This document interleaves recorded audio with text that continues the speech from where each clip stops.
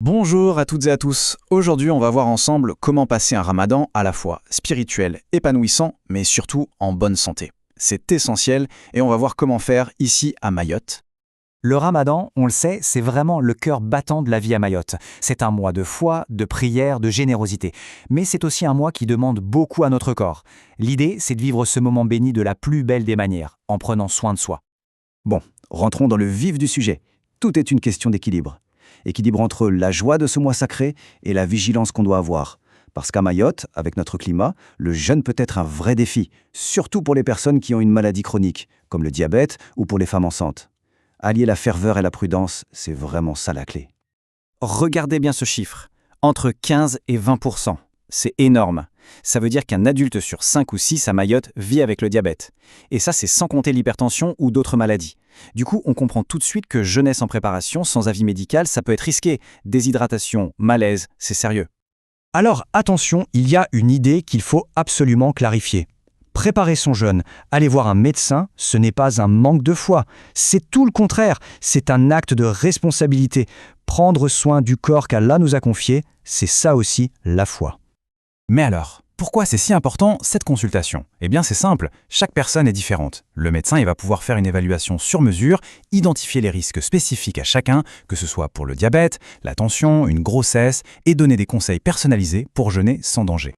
Et ce n'est pas pour rien qu'on parle de 4 à 6 semaines avant le début du ramadan. Ce n'est pas un délai au hasard. C'est le temps qu'il faut pour faire des bilans tranquillement, pour ajuster un traitement si besoin sans être dans l'urgence. Ça permet de commencer le mois de jeûne sereinement, en pleine confiance. Et ce verset du Coran est un rappel magnifique. L'islam, c'est une religion de facilité. Les exemptions aux jeûnes, elles existent, et elles ne sont pas là pour rien. C'est une miséricorde divine pour protéger les plus fragiles. La foi ne demande jamais de se mettre en danger. Allez, on passe à quelque chose de très concret, l'alimentation. Ce qu'on mange au tsaou le matin et au futari le soir, ça change tout. On va voir comment bien faire les choses avec nos produits et nos habitudes d'ici. Pour le repas du matin, le tsaou. Le but du jeu, c'est de tenir toute la journée. Il faut du carburant qui dure longtemps. Donc on mise sur les sucres lents, le riz complet, l'oubou, c'est parfait. On ajoute des protéines, des fibres. En revanche, on évite les sucres rapides, comme le miel ou le pain blanc. Ça donne un coup de fouet, mais juste après, c'est le coup de fatigue assuré et le risque d'hypoglycémie. Le soir, pour le futaré, la rupture du jeûne, la règle d'or, c'est la douceur. Il faut y aller progressivement. On commence par se réhydrater, on prend quelques dattes, puis un repas léger. L'idée, c'est de refaire le plein d'énergie sans brutaliser son corps et sans faire exploser le taux de sucre. Un bon futari, c'est la garantie d'une bonne soirée de prière et d'un bon jeûne le lendemain. Avec la chaleur qu'on a ici à Mayotte, l'hydratation, ce n'est pas une option. C'est la priorité. Et ça se passe la nuit, entre le coucher du soleil et l'aube. Il faut boire de l'eau. Beaucoup d'eau, mais par petites gorgées.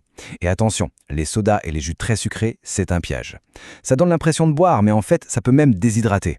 Bien s'hydrater, c'est la meilleure façon d'éviter les maux de tête et la fatigue. Bon, maintenant, un point vraiment vital. Il faut savoir écouter son corps. Apprendre à reconnaître les signes d'alerte, c'est une compétence cruciale pendant le ramadan. Il faut jamais les ignorer.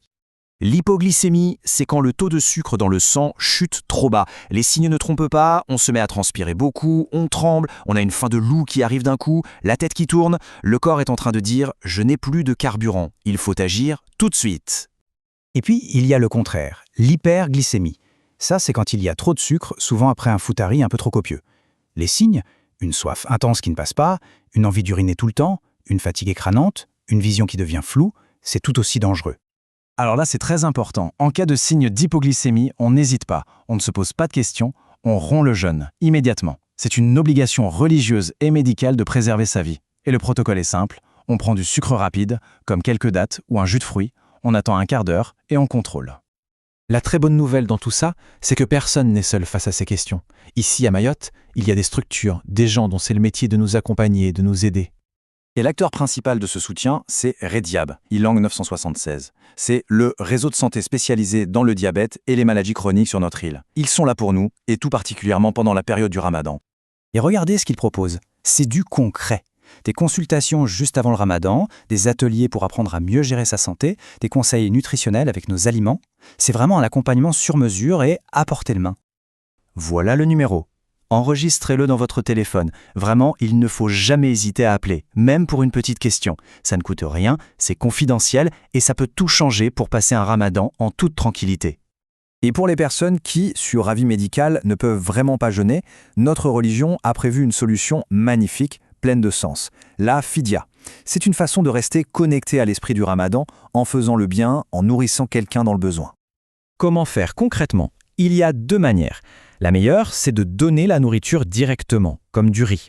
Mais si ce n'est pas facile à organiser, on peut tout à fait donner l'équivalent en argent à une association de confiance ou à la mosquée qui s'occuperont de le distribuer. On arrive à la fin, et s'il y a une chose à retenir, c'est celle-là. La foi et la santé ne s'opposent pas. Bien au contraire, elles vont main dans la main. Prendre soin de sa santé, c'est un acte de foi. Cette parole de notre prophète, paix et salutations sur lui, est tellement sage.